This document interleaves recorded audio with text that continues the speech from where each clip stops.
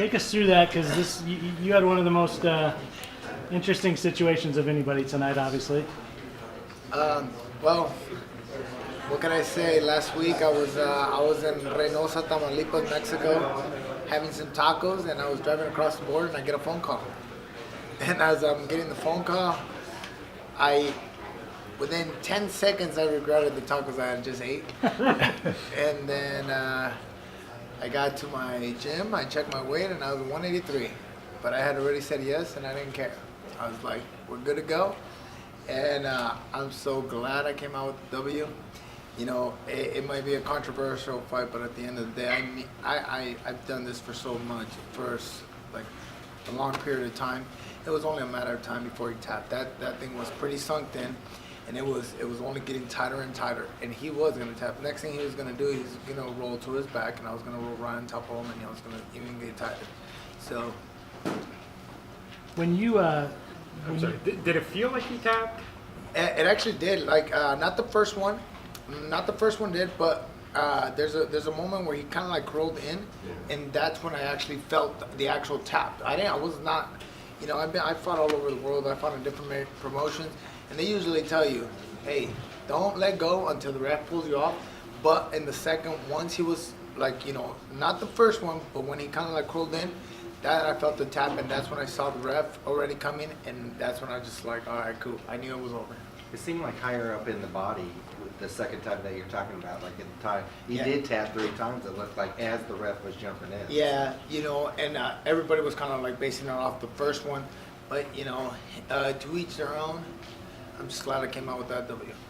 when you knew that you weren't going to make the weight, I mean, did you know then what the rules were, that you weren't going to get any points whether you won or You not know, tonight? I knew that. I knew that, but you know, we're fighters. You know, what do we do is we fight. I can't sit there and dwell about it. I just got to go out there and do my job as a fighter. You know, I stepped in on a short notice fight, and you know, and I had to go out there and do what I do best, and that's fight. And for me stepping in, I was very impressed of the lack of conditioning that my opponent kind of like brought in, you know, especially not taking a lot from me, you know, because I weathered the storm a lot of the times, you know, but I was expecting him to go in there and wrestle me, make me tired, make me, you know, as you guys can see behind me, you know, he was on top of me. He was like, you know, I had to play a good strategy and able to get him tired, you know. You did your coaches tell you that you were probably down 2 rounds for sure Yep. going into the last? Yep, my coaches told me we're two rounds down, you know, and I knew that in the third round. This is pretty much my game plan. One of the game plans that we were going to do is we're going to go out there and we're going to make him gas. We're going to make him get into those firefights. I know that he doesn't like to get hit. I knew that carrying so much muscle, that would also get you tired. You know, I wrestled in college, I wrestled collegiate level. You know, once you make people flex, once you make those muscles, you know, they need more blood, they need more blood cells. It's gonna get him tired, it's gonna wear him down. And then you can tell, as soon as we came into the third round, you know, some of the heel kicks that I gave him on standing up, you know, he takes his shot and I just kind of push him to the side and he just goes straight back. And that's when I noticed that, hey, this is my opportunity and I have to, you know, it's kind of like I had to roll the dice and expect the best from it, you know, because it was a one, like, you know, it was, if he would have just stayed back, laid back, he could have won like an easy fight, you know, but I had to go out there and put everything I have. Given the point situation, is your mentality coming into the fight, hey, I got to get a win because then I'm giving other guys in the division something to look for from me, you know, in my second fight, or maybe I'm getting 0 points, but at least I'm going to make sure that he gets 0 points too? Yeah, exactly.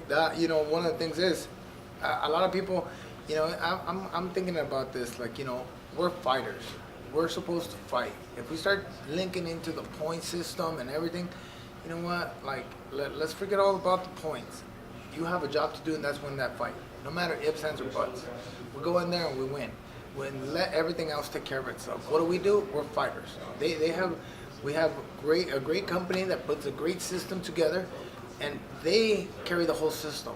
Our only job is to go in there and fight. And when we fight, we're not trying to win an easy decision. We're not trying to like win like just by winning. We're trying to go out there. You know, if you don't win, you get half your paycheck. You know, if you wanted to take your kids out well, now that you're gonna have to go on a budget instead of actually taking a full ride, Hey, Efrain, just because you didn't get any points tonight doesn't mean that you still can't make the next round. So, are you going to be watching the next round of your division fights a little bit more intently? I, I'm a game player.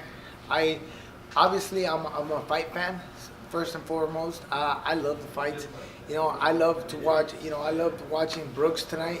He's an amazing athlete. I saw kind of like studying him. Not because I want to fight him. It's because I want to fight like these guys. Like not taking anything away from him, but Brooks is very, very talented. He makes you wear out. He's hard to hit. And then you have guys like Foster that he hits like a truck and he just keeps going. He gets hit and he doesn't care. So I love watching these guys fight, and it's an honor for me to step into the cage with them. And eventually, I'm here to win it. So I'm here, and I don't care who we got next. I just wish them the best luck and recovery. And let's go out there and have the next round, have a good, fun fight. Jason reacted pretty harshly. I think you saw he had hands on the ref and throwing chairs and stuff. You're a vet. You've been around a while. Is that understandable given the circumstances, or do you feel like he overreacted? Or? I think he overreacted a little bit. Once you lose a controversial fight, I've lost controversial fights. I lost to Kevin Lee on a very controversial fight in Las Vegas and stuff like that. But you know what? Well, when Burt Watson, I don't know if a lot of you guys know who he is, but he used to say, "Don't leave it to the judges because they only make you cry and sad." But you know what? This is the sport. You can be winning every single round. Anderson Silva versus Chael Sonnen. He beat him up the whole round and got him in that little fluke triangle. It's a fight game, and you can't overreact because we all make mistakes. All of us. We all fall. We all have to get. He just has to come back. There's another fight. He can come back and he has to redeem himself, and that's what he has to do. And no questions asked. Did you guys talk at all? Did he say anything? No. Like one of his old coaches, actually, one of his coaches right now on like that's with him. He actually we actually hired him. I hired him to go out there and help me a couple months ago, and then in between like I went to practice and he was mad at home, and then I got home and he was on a plane back home, and I'm like, what the hell are you doing? And then now I fought him, so I don't really care, it's like whatever. I don't know if it was like from someone from your camp, but someone yelled, he tapped. Do you think that swayed the referee? No, not really. I actually, I heard he tapped, and that's when I actually kind of even sunk it in, and it was still like a good, it was still a good, right see, there. we can see right there. See there? That second Yeah, one. that's right when the red jumps in. Yeah. So that's when I actually saw. That's when I heard the tap, but I was not gonna let go. They tell us real quick. But yeah, him overreacting. Once again, it's not the ref's fault. And why you gonna when he? I seen my 6-year-old daughter do that at the cereal aisle. Usually she gets what she wants, but come on. Obviously, the points isn't that big of a deal for this fight, but now that you have 0, and obviously you got to have a certain amount of points to get into the final 8, are you kind of in a hurry for your next fight to try to get the finish in the first, or is it just more of a, just do your best and go from there? I don't care where it is next. I'll be standing in front of you guys. We'll finish my next opponent. Doesn't matter how, but I will finish him. The whole point system, whatever, but I'm here to do one job. Efrain, talk about as a fighter taking this fight at short notice, man. What's your mindset going into this? You're just going to let it all out on Saturday. You only have 5 days to prepare. There's no added media obligations or any of the other stuff that comes. And also, you're not thinking about your opponent. 5 days out, that's all you got. Obviously, it's a lot. It's a lot to take in, especially because, a lot of my training partners, a lot of people back home were like, Efrain, you're freaking crazy. What are you doing, man? But you know what? I'm 32 years old. I've fought everywhere in the world. You can name it. I've fought in it. Promotion, I've fought in it. But guess what? I'm a fighter, and this is what I love to do. My window of fighting is closing every single day. And that's what I want to do. I want to go out there, and I want to give the fans what they want to see. What they saw tonight, like my heart, my determination to not give up, even in the 3rd round. And once again, I actually had a mindset tonight. A mindset that not a lot of people would actually think that I was. And I didn't even get it because I wanted to get the mic just so I can give a message out to like everybody out there. I just want to let you guys know, it's pretty sad what's going down at the border. I'm from a border town. It's super sad. Let's find a way to all come together and like, you know, help these kids. Stop separating kids from their families, because, you know, I'm a dad and I'm like, you know, me and the mother did not work out. We split our kids, and it's hard for me to leave them just like that. Imagine what these parents are going through every single day, that they don't get to see their kids. Come on, guys. I'm pretty sure now I'm an American citizen, but you know what, guys, we can come out with something better. Maybe What the would you most. like to see? What would you like to see? What would you like, a strong border? Would you like to see? Like, everybody keeps talking about like, oh, let's build these borders, let's build these walls, but I keep hearing about all these school shootings. I keep seeing, how do we keep our people safe from here? Yeah, there's a lot of, we have to come out with like better amnesty. You know, I know parents that don't want to live in America, but they have to because they want to keep better opportunity. You know what, guys?